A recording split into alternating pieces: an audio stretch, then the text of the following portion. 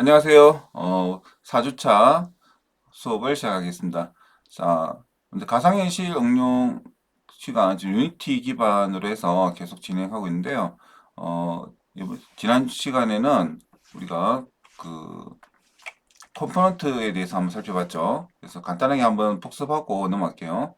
자, 컴포넌트 개념을 일단 설명드렸는데, 이 유니티가 그 여러 가지 그 기능들이 컴포넌트 구조로 되어서 이 이제 여러 가지 기능들이 합쳐져서 하나의 역할을 담당한다 했죠.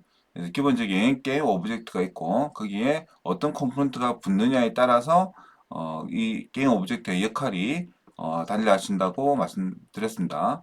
그래서 그 컴포넌트를 제거할 때는 이렇게 옆에 기업 아이콘을 눌러서 리무브 컴포넌트에서 지울 수 있다라고 말씀드렸고요.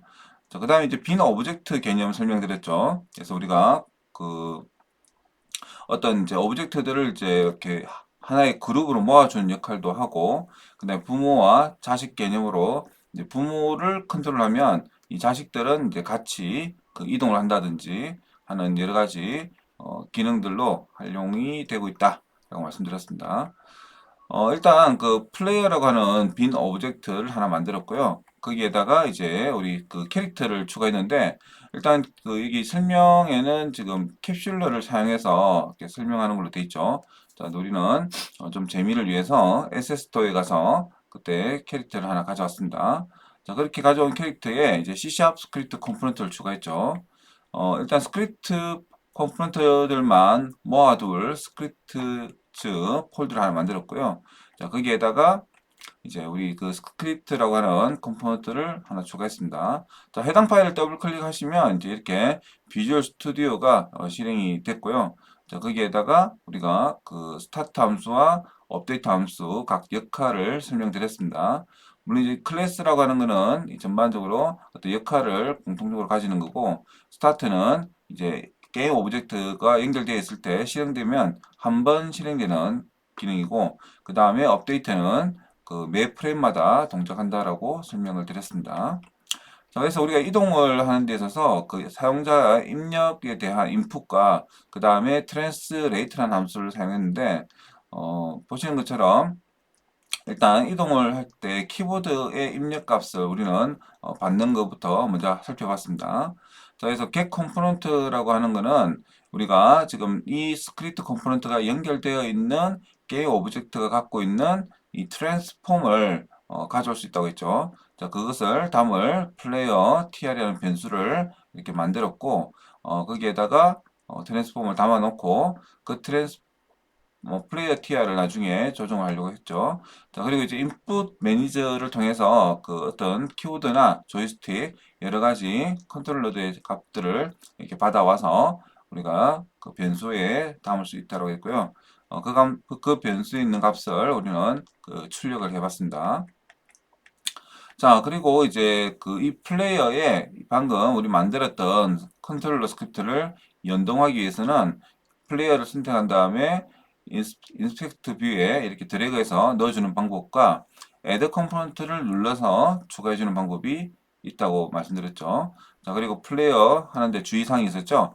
플레이어 중에는 어떤 작업을 했을 때 모두 다 초기화된다고 말씀드렸습니다. 그래서 꼭 주의하셔야 되죠. 자, 그렇게 하면 이제 우리 그 이렇게 콘솔 창에 우리 값들이 출력되는 거 확인했죠. 그 키보드 입력 값이. 자, 그리고 나서 이제 이 플레이어 TR이 그 트랜스폼이었죠. 트랜스폼의 포지션 값을 조정하면 캐릭터 이동할 텐데 우리가 동시에 전진과 좌우의 값들을 3축의 값들을 받아서 우리가 처리해야 되기 때문에 우리는 트랜스레이트라는 함수를 사용했고요. 그래서 그 항목을 보면 먼저 방향, 이 방향에는 벡트 3 개념이 들어갔죠. 벡트 3 개념은 왼손 좌표계를 사용하는 유니티 특성을 감안해서 이렇게 벡트 3라는 메소드가 적용되죠. 그래서 0,1 하면 이 앞쪽으로 전진, 포워드, 그 다음에 마이너스1하면 뒤로 이동하는 그런 형태의 어떤 축에 대해서 우리가 설명을 드렸고요. 그래서 여기 X 값과 Z 값에 키보드 입력 값을 대응하도록 했고, 거기에 move speed라고 하는 우리 그 속도를 곱해줬죠. 그래서 우리가 그냥 사부작 걸어가는 게 1, 뛰어가는 게 10, 그 다음에 그 뭐냐, 어, 좀 빠른 걸음이씩, 그다음 굉장히 빠르게 뛰어가는 게 100, 그다음 거의 총알 속도가 1000이나 만 정도라고 했습니다. 그다음 뒤에 그 타임 델타 타임 같은 경우에는 이제 우리 그 표준 시간, 우리가 그 유니티에서 어떤 디바이스마다 어떤 기준 속도의 기준이 되기 때문에 그 시간을 활용한다. 자, 그렇게 해서 우리 실제 그 이동을 해봤죠. 자, 그리고 이제 카메라가 이동할 때 추적할 수 있도록 이렇게 메인 카메라를 이 플레이어 빈 5개 오브젝트에 넣어서 함께 이동할 수 있도록 했고요. 자, 근데 이제 우리 그 캡슐러 같은 경우에는 이렇게 그 높이가 그 캡슐러 높이가 2m 정도 되니까 거기에 맞춰서 이렇게 잡아놨는데 우리가 실습할 때 그 캐릭터에 사용했던 거는 거의 1m가 채 안 되죠. 예, 거기에 맞춰서 우리가 조정을 했습니다. 자, 그 다음에 이제 게임 오브젝트 회전할 때는 우리가 함수를 이제 또 사용했는데, 또 이제 마우스의 입력값을 받아서 회전할 수 있도록 R이라는 변수를 만들고, 그 다음에 로테이션 스피드를 주고, 여기에 그 마우스 X라고 하는 그 마우스의 좌측, 우측 변화되는 값을 받아오도록 했고요. 자, 그 값을 이제 이번에는 어디에 넣었죠? 이렇게 로테이트 함수의 이 Y축의 값을 넣습니다. 근데 여기 1이 아닌 R을 이렇게 넣어줬죠. 그래서 R을 넣음으로 해서 우리가 그 축을 기준으로 회전할 수 있도록 했다. 네. 자, 좀 수정을 했고요. 보시는 것처럼 이렇게 뒤에다가 R을 붙이는 거나 이렇게 안쪽에 R을 넣는 거나 동일하다라고 설명드렸습니다. 자, 그래서 여기 1 아니면 마이너스 1이 들어가기 때문에 아마 이 구조가 나은 것 같아요. 이렇게 수정을 했습니다. 자, 어쨌든 이렇게 로테이트는 어떤 축을 기준으로 좌측, 우측 움직이게 된다라고 설명을 드렸습니다. 자, 그럼 우리 그 실습 결과물 한번 볼까요? 자, 지난 시간에 했던 결과물 한번 보면, 자, 플레이했을 때 이렇게 캐릭터를 전진하고 후진하고 좌측, 우측. 자, 근데 동시에 좌측과 전진을 같이 눌렀을 때는 이렇게 대각선으로 움직일 수도 있다는 거죠. 예. 그래서 우리가 동시에 입력 값들을 받아서 동시에 이동한다는 거. 자, 그 다음에 이제 마우스의 왼쪽, 오른쪽 회전 값도 이렇게 적용을 했죠. 자, 키보드와 마우스를 동시에 하면 이동하다가 회전도 하죠. 이렇게. 네. 그렇게 해서 무대를 자유분방하게 이동할 수 있는 거. 자, 여기까지 진행을 했습니다. 자, 이렇게 실습이 끝나면 항상 이 플레이어는 멈춰줘야 됩니다.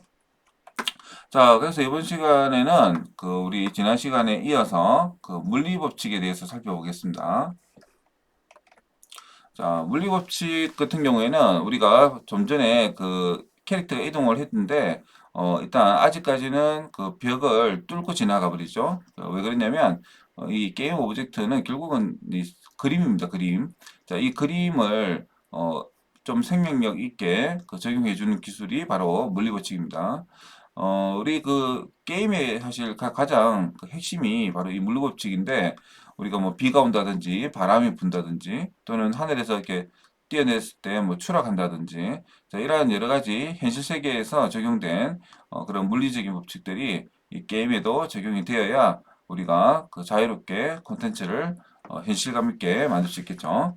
자, 거기에 사용되는 기법, 기술들이 오늘 이제 배워볼 게 자, 리기디 바디라고 하는 컴포넌트와 그 다음에 그 콜리드라고 하는 컴포넌트를 이제 토대로 우리가 그 배워볼 거고요. 리기드 바디 같은 경우에는 이제 물리 법칙에 대한 어떤 거고요. 그 다음에 콜리드 같은 경우에는 그 일종의 센스라고 보시면 됩니다. 근데 이 두 개가 거의 한 쌍으로 같이 사용됩니다.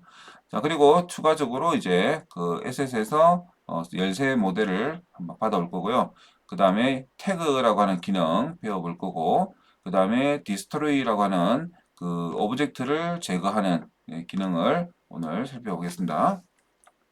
자, 먼저 분리법칙에 대해서 한번 볼 텐데요. 먼저 물리법칙을 적용하기 전에 우리 무대를 좀 미로답게 한번 꾸며보도록 하겠습니다. 자, 그러면 실습 화면으로 가서 자, 먼저 이렇게 그 우리가 그 이렇게 조작 이 큐브 벽들을 이동할 때 위에서 바라보면서 작업하는 게 좀 편하겠죠. 자, 그래서 여기 씬 뷰에 보시면 이렇게 Y축이 있죠. 이 Y축을 한 번만 딱 눌러줍니다. 자, 한번 누르시면 자, 이렇게 되어 있는 상태에서 자, 마우스의 스크롤을 아래로 돌리시면 자, 위에서 이렇게 내려다보는 형태가 됩니다. 자, 이 상태에서 여기 월에 대한 벽들을 우리가 하나의 이제 생성을 많이 해야 되기 때문에 하나의 그룹으로 이렇게 관리를 할 텐데요. 우리 저번에 이제 플레이어 만든 것처럼 똑같이 여기 빈 화면에다가 마우스 쪽 버튼 눌러서 Create MPT를 클릭하시고 자, 이름을 자, 우리 월 그룹이라고 이름을 해주겠습니다. 자, 그리고 지금까지 만들었던 월들을 전체를 선택해서 끌어서 이 월 그룹에 드래그해서 넣어주면 이렇게 한 개로 관리가 됩니다. 펼치는 거를 접어주면 우리 하이라키 뷰가 되게 깔끔해지죠. 자, 이런 식으로 해서 우리가 월을 관리할 수 있습니다. 자, 그러면 이번에는 여기 벽들을 사용해서 추가해서 미러를 만들어 보겠습니다. 자, 일단 월을 하나 선택하시고요. 컨트롤 D 하신 다음에 이렇게 복사를 하는데 자, 여기 지금 간격이 굉장히 넓은 간격입니다. 조금만 움직였지만은 이게 이제 거의 이 전체가 50m이기 때문에 이제 벽 두께도 지금 거의 뭐죠? 그때 1m, 10m? 하여튼 꽤 넓은 겁니다. 이 벽이. 네. 자, 그래서 복사를 할 때 너무 띄울 필요 없고 적당히 이렇게 띄워주면 됩니다. 자, 컨트롤 D를 계속 누르면서 이렇게 간격을 해주면 됩니다. 근데 뭐 간단하게 할 것 같으면 이 벽을 네, 조금 더 넓게 하셔도 됩니다. 네. 대신 여기 중간에 우리 캐릭터가 있죠.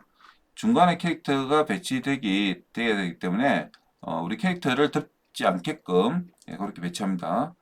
자, 또 이어서 만들고 만들고 생각보다 벽을 너무 많이 만든 것 같긴 한데 네. 자, 예, 꽤 촘촘하게 만들었네요. 자, 그 다음에 이제 그 벽들의 크기를 좀 조절할 텐데요. 크기 조절할 때는 위에 보시면 이렇게 툴바가 있죠. 예, 크기 조절하는 툴바를 선택합니다. 자, 툴바를 선택하시고 그 다음에 한쪽을 이렇게 당기면 이렇게 줄어들죠. 자, 그렇게 해서 크기들을 적절하게 줄여놓고 자, 이런 식으로 어떤 거는 조금만 어떤 거는 이 정도 자, 뭐 불규칙하게 줄여줍니다.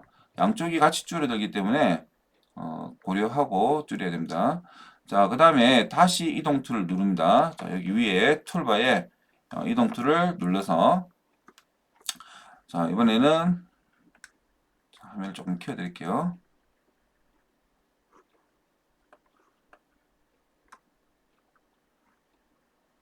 자, 이번에는 이제 한 개씩 잡고 항상 이렇게 축을 잡고 이동하는 게 정밀하게 이동할 수 있습니다. 자, 눈대중으로 벽과 벽 사이가 잘 붙도록 이렇게 해주시고요. 지나가는 통로는 남겨두고 네. 자, 일단 나중에 정밀하게 보정하는 거는 뒤에 하기로 하고 일단 눈대중으로 이렇게 잡아줍니다.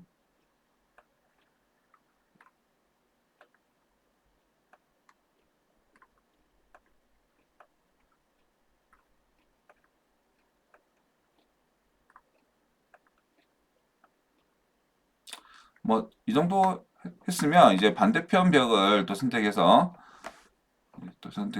컨트롤 D를 합니다. 예. 자, 이번에는 필요에 따라서 크기를 좀 줄여서 이제 바로 쓰겠습니다. 자, 스케일 크기 조절합니다.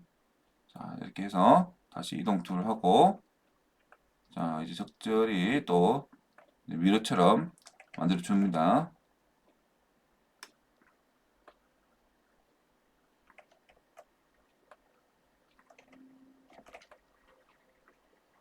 자, 지나갈 수 있게끔은 만들어 줘야겠죠. 예.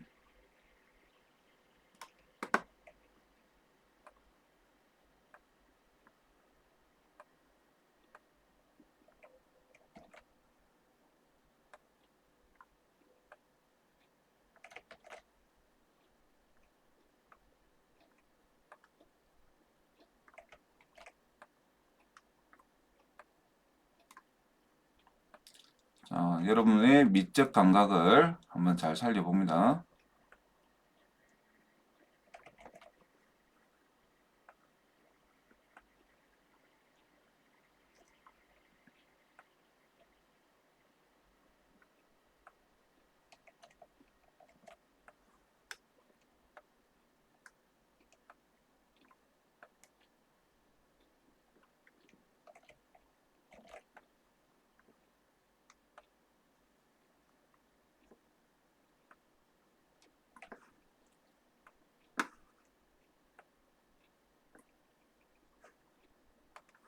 자, 참고로 이 단축키는 QWER 해서 단축키를 누르시면 이렇게 빠르게 이동할 수 있습니다. 자, 단축키를 써서 이렇게 크기 조절도 하고, 예, 이동도 하고.